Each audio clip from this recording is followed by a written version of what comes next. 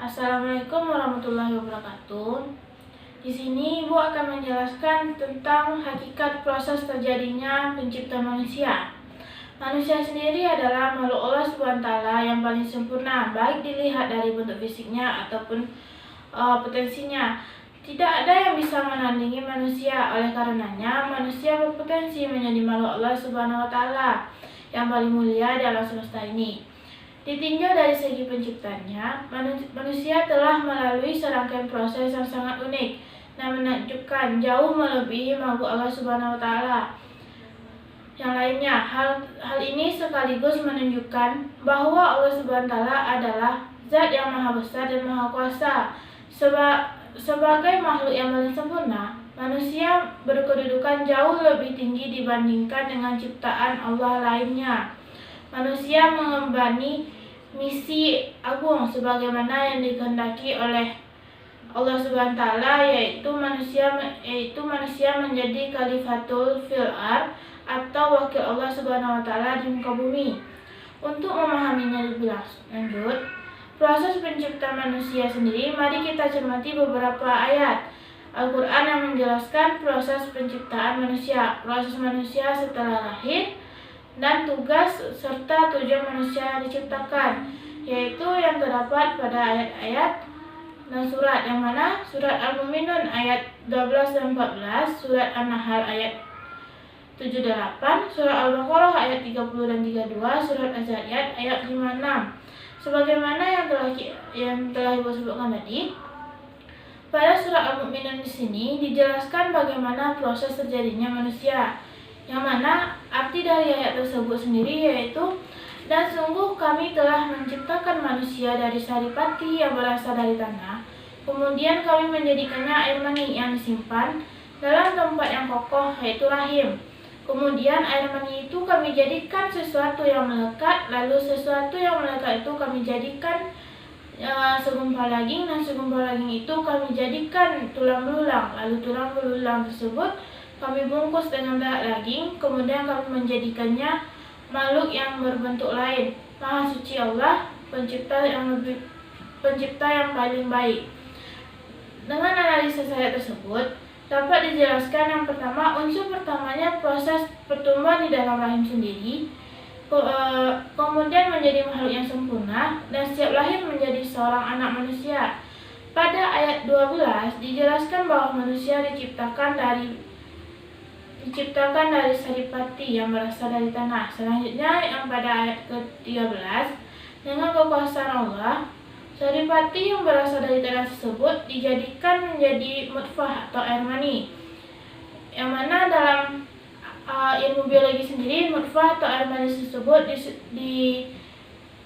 disebut dengan sel sperma. Dan pada ayat ke-14 dijelaskan bahwa ketika telah berada dalam rahim seorang perempuan dalam waktu tertentu, nutfah tersebut berkembang menjadi alaqah atau segumpal darah. Kemudian dalam kurun waktu tertentu pula, alaqah tersebut berubah menjadi mudghah. Lalu selama beberapa kurun waktu tersebut berubah lagi menjadi tulang belulang, terus berubah sampai berkembang menjadi anak manusia, sebagaimana yang telah disebutkan juga dalam ayat tersebut.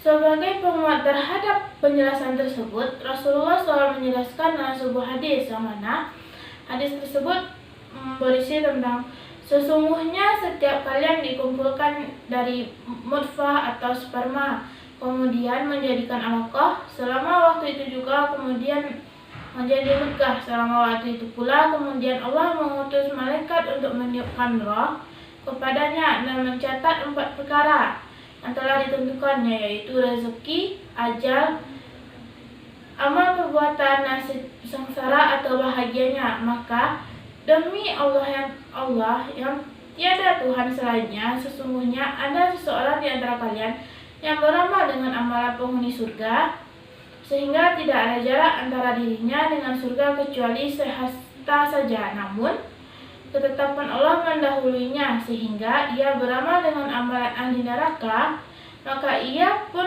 masuk neraka, dan sesungguhnya ada seseorang di antara kalian beramal dengan amalan penghuni neraka sehingga tidak ada jarak antara dirinya dengan neraka neraka kecuali sehasta saja. Namun, ketetapan Allah mendahulunya sehingga ia beramal dengan amalan ahli surga, maka ia pun masuk surga. Hadis riwayat Bukhari dan Muslim. Yang kedua yang terdapat pada surat An-Nahl ayat 78, yang mana artinya sendiri yaitu, dan Allah mengeluarkan kamu dari perut ibumu dalam keadaan tidak mengetahui sesuatu pun, dan Dia memberimu pendengaran, penglihatan, dan hati nurani agar kamu bersyukur. Yang mana maksud dari ayat tersebut, indera pendengaran sendiri disebutkan di dalam arti tersebut sebagai yang pertama oleh Allah SWT, sebab pendengaran adalah unsur utama yang pertama kali dipergunakan oleh orang yang akan belajar untuk memahami segala sesuatu. Menurut sebuah teori pemahaman modern sendiri, bayi yang masih dalam kandungan bisa menangkap pesan yang disampaikan dari luar dan ia sangat peka. Maka ada ahli yang menyarankan agar anak berkembang dengan kecerdasan yang tinggi dan kehalusan budi. Hendaknya selama di dalam kandungan ia didengarkan musik klasik dan irama-irama yang lembut.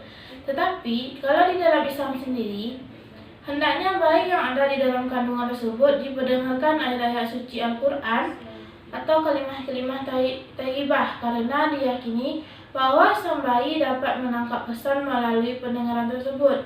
Dalam proses memahami dan mempelajari segala sesuatu, manusia akan dapat menangkapnya dengan indera pendengaran yang diperkuat dengan penglihatan dan akhirnya disimpan dalam hati sebagai ilmu pengetahuan.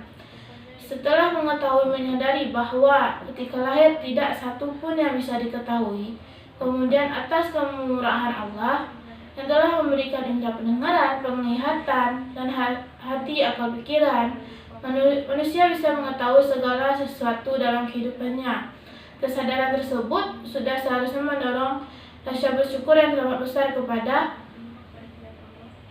Allah SWT yang telah berkuasa memberikan semuanya.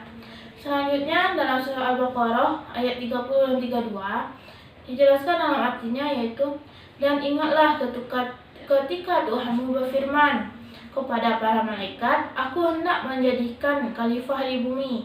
Mereka berkata, apakah engkau hendak menjadikan orang yang merusak dan menumpahkan darah di sana, sedangkan kami bertasbih memujimu dan menyucikan namamu. Dia berfirman, sesungguhnya aku mengetahui apa yang tidak kamu ketahui. Dan dia ajarkan kepada Adam nama-nama benda semuanya. Kemudian dia perlihatkan kepada para malaikat seraya berfirman, sebutkan kepadaku nama semua benda ini jika kamu benar. Mereka menjawab, Maha suci Engkau, tidak ada yang kamu ketahui selain apa yang telah Engkau ajarkan kepada kami. Sungguh Engkaulah yang Maha mengetahui dan Maha bijaksana. Dalam penjelasan tersebut, Allah menciptakan manusia yang pertama. Allah Subhanahu wa Ta'ala menciptakan manusia yang pertama, yaitu Nabi Adam SAW. Hal tersebut sudah disampaikan kepada para malaikat. Dalam ayat tersebut terjadi dialog antara Allah Subhanahu wa Ta'ala dan malaikat sendiri, yang mana dialog tersebut yaitu Allah Subhanahu wa Ta'ala menyampaikan kepada para malaikat bahwa Allah hendak menjadikan khalifah Allah di muka bumi, yaitu manusia. Apakah yang dimaksud khalifah itu? Khalifah berarti pengganti atau menggantikan atau yang datang sesudah siapa yang datang. Ada ulama yang mengartikan bahwa khalifah ialah yang menggantikan Allah Subhanahu wa Ta'ala dalam menegakkan hukum-hukumnya di muka bumi. Sementara menunjukkan manusia sebagai khalifah karena kelebihan manusia dibandingkan makhluk yang selainnya. Ketika Allah menyampaikan firman-Nya, malaikat segera berkata, mengapa engkau hendak menjadikan khalifah di bumi? Padahal kami senantiasa bertasbih dan memuji engkau dan mensucikan engkau. Bila dikaji dengan baik, pernyataan malaikat tersebut bukan bertanda keberatan atas kehendak Allah Subhanahu wa Ta'ala, sebab para malaikat adalah makhluk yang sangat taat dan patuh terhadap perintahnya. Tidak mungkin malaikat menentang dan mendurhakanya, termasuk menjadikan manusia sebagai khalifah di muka bumi ini, karena pernyataan dari malaikat tersebut dapat diasumsikan beberapa hal. Yang pertama yaitu berdasar pada pengalaman sebelumnya terciptanya manusia dan makhluk yang merusak bumi dan menumpahkan darah. Kedua, karena yang akan ditugaskan menjadi khalifah bukan malaikat, maka tentunya makhluk ini berbeda dengan mereka yang senantiasa bertasbih dan memuji Allah. Yang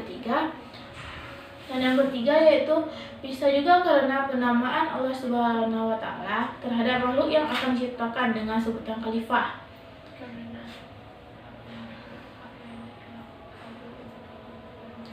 Selanjutnya yaitu dalam surah Az-Zariyat ayat 56, yang mana artinya yaitu aku tidak menciptakan jin dan manusia melainkan agar mereka beribadah kepadaku.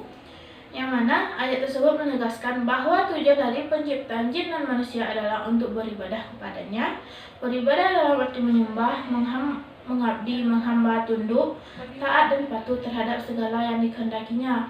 Ketundukan, ketaatan, dan kepatuhan dalam kerangka ibadah tersebut harus menyeluruh dan total, baik lahir maupun batin.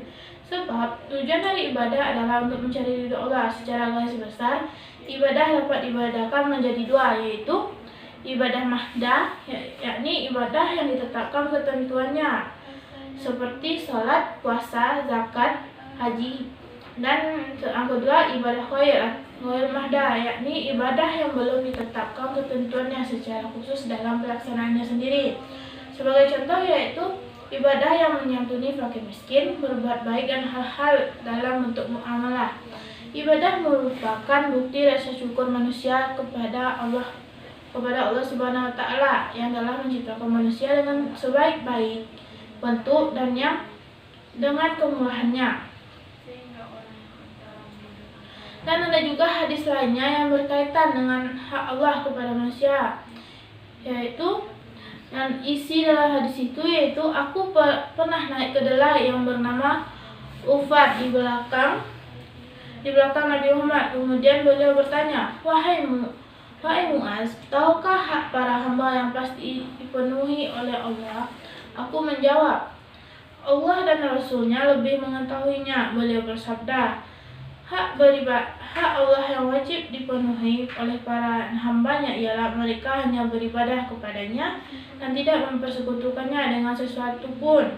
Sedangkan hak para hamba yang pasti dipenuhi Allah ialah sesungguhnya Allah tidak akan menyiksa orang yang tidak mempersekutukannya dengan sesuatu pun.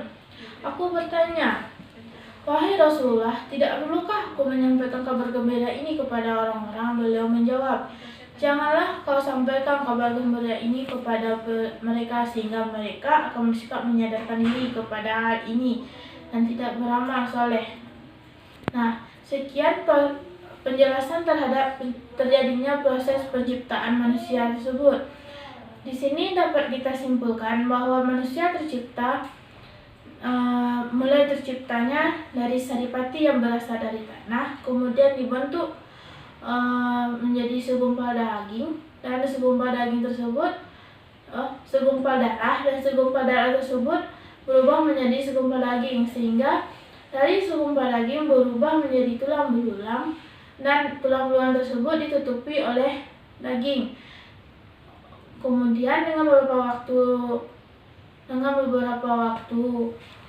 para malaikat akan turun dan meniupkan rohnya kepada tulang belulang yang dibaluti oleh daging yang ada di dalam rahim, sehingga manusia siap untuk lahir. Jadi dalam ayat-ayat tersebut telah dijelaskan bahwa proses terjadinya manusia tersebut. Dan mungkin sekian penjelasan proses hakikat terjadinya penciptaan manusia. Ibu sudahi dengan Assalamualaikum warahmatullahi wabarakatuh.